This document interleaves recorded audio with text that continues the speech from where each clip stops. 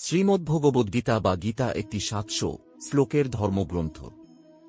৭০০ শ্লোকের একটি গ্রন্থ বিধায় একে সপ্তশতী বলে। এটি প্রাচীন সংস্কৃত মহাকাব্য মহাভারতের একটি অংশ। গীতার বিষয়বস্তু কৃষ্ণ ও পাণ্ডব রাজকুমার অর্জুনের কথোপকথন। কুরুক্ষেত্রের যুদ্ধ শুরু ঠিক আগে শত্রুপক্ষে আত্মীয়, বন্ধু ও গুরুকে দেখে অর্জুন কিংকর্তব্যবিমূঢ় হয়ে পড়েছিলেন। এই সময় কৃষ্ণ তাকে ক্ষত্রিয় যোদ্ধার ধর্ম স্মরণ করিয়ে দিয়ে এবং বিভিন্ন প্রকার যোগশাস্ত্র ও বৈদান্তিক দর্শন ব্যাখ্যা করে তাকে যুদ্ধে যেতে উৎসাহিত করেন। তাই গীতাকে বলা হয় মানব ধর্মতত্ত্বের একটি সংক্ষিপ্ত পাঠ এবং হিন্দুদের জীবনচর্যার একটি ব্যবহারিক পথনির্দেশিকা। গীতাকে গীতোপনিষদ বলা হয়। কৃষ্ণর মুখ থেকে যে বাণী নিঃসৃত হয়েছে গীতায় তা ঐশ্বরিক বাণী হিসেবে মানা হয়। গীতার রচনা মনে করা হয় বেদব্যাস রচনা করেছিলেন মহাভারত।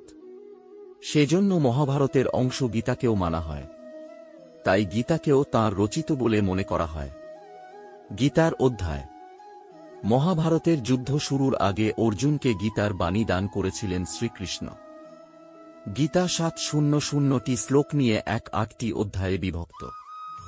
18টি অধ্যায়ের নাম: ১ বিষাদযোগ, ২ সাংখ্যযোগ, ৩ কর্মযোগ, ৪ জ্ঞানযোগ, ৫ কর্মসন্ন্যাসযোগ, ৬ ধ্যানযোগ, ৭ বিজ্ঞানযোগ, ৮ অক্ষর ব্রহ্মযোগ, ৯ রাজগুহ্যযোগ, ১০ বিভূতিযোগ, ১১ বিশ্বরূপ দর্শন যোগ, ১২ ভক্তিযোগ, ১৩ প্রকৃতিপুরুষ বিবেক যোগ, ১৪ গুণক্রয় বিভাগ যোগ, ১৫ পুরুষোত্তম যোগ, ১৬ দৈবাসুর সম্পদ বিভাগ যোগ, ১৭ শ্রদ্ধাত্রয় বিভাগ যোগ, ১৮ মোক্ষযোগ।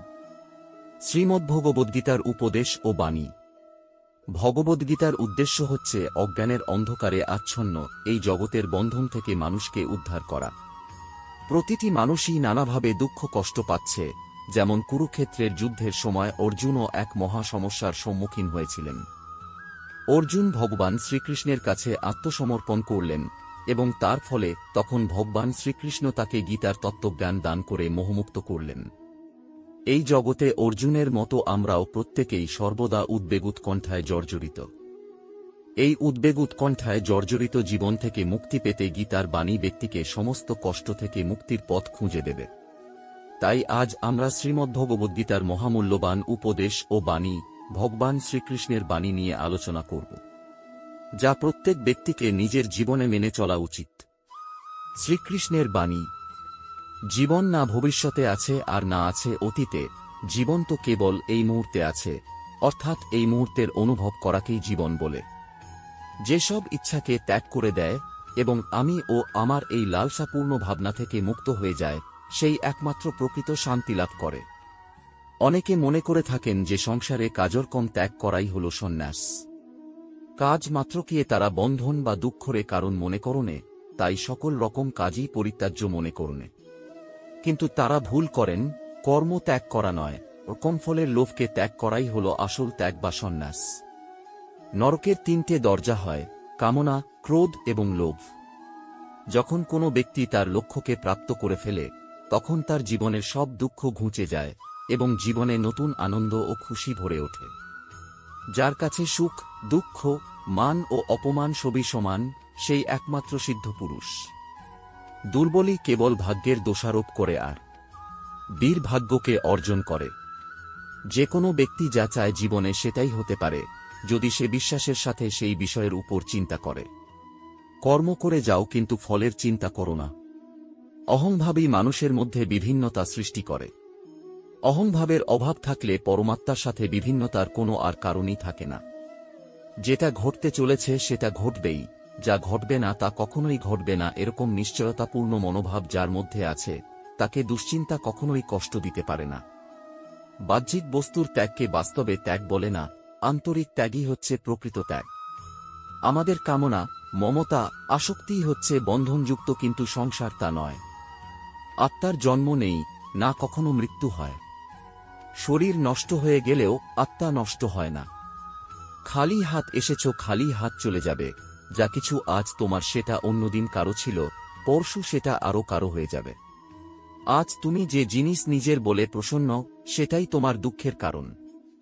যখনই সত্যের সাথে অসত্যের লড়াই হয় তখন সত্য একা দাঁড়ায়, অসত্যের বাহিনী হয় বিশাল, কারণ তার পেছনে মূর্খ, লোভী, স্বার্থপর ও বিশ্বাসঘাতকেরা থাকে। হে অর্জুন, যবে যবে এই সংসারে ধর্মের অনিষ্ট হয়, এই সংসারে অধর্ম বৃদ্ধি পায়, তখন তখন ধর্মের রক্ষার জন্য এই পৃথিবীতে আমি আবার ঘুরে আসি। যে ব্যক্তি পঞ্চ কর্মেন্দ্রিয় সংযত করেও মনে মনে শব্দ, রস আদি ইন্দ্রিয় বিষয়গুলি স্মরণ করে, সেই মুড অবশ্যই নিজেকে বিভ্রান্ত করে এবং তাকে মিথ্যাচারী ভণ্ড বলা হয়ে থাকে। যে ব্যক্তি পঞ্চকর্মেন্দ্রিয় সংযত করেও মনে মনে শব্দ, রস আদি ইন্দ্রিয় বিষয়গুলি স্মরণ করে, সেই মুড অবশ্যই নিজেকে বিভ্রান্ত করে এবং তাকে মিথ্যাচারী ভণ্ড বলা হয়ে থাকে। সজ্জন ব্যক্তি আরও ভালো চরিত্রের সজ্জন ব্যক্তির সাথে, নীচ ব্যক্তি আরও নীচ চরিত্রের ব্যক্তির সাথেই থাকতে চায়। স্বভাব দ্বারা জন্ম যার যেমন প্রকৃতি হয়, সে তার সেই প্রকৃতিকে কখনোই ছাড়ে না। যদি কোন ঘটনার মানুষ ভয়প্রাপ্ত হয় তবে তার পরাজয়ী হয়। আর যে মানুষ সব হারিয়েও শান্ত আর একাগ্র থাকে সেই জয়ী। তোমার কি চলে গেছে, যে কারণে তুমি কাঁদছ? তুমি কি নিয়ে এসেছিলে, যা তুমি হারিয়ে ফেলেছ?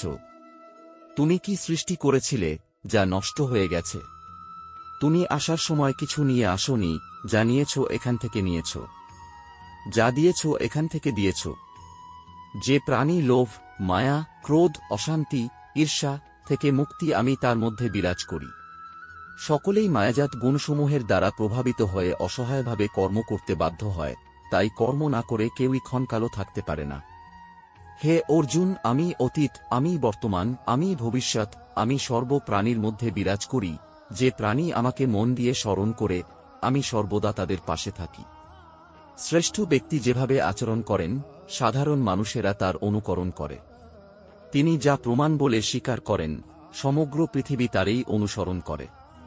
সর্বদা সন্দেহ করে যাওয়া মানুষের প্রসন্নতা পাওয়া, না এই জীবনে সম্ভব আর না অন্য জীবনে। উৎসাহ এর চেয়ে বড় বল আর কিছুই নেই।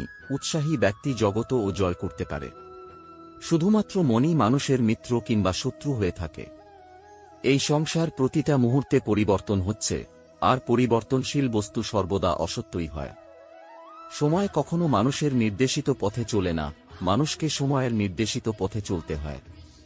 যে বিষয়টি তোমার হাতে নেই, সেই বিষয়টি নিয়ে চিন্তা করে কোনো লাভ নেই।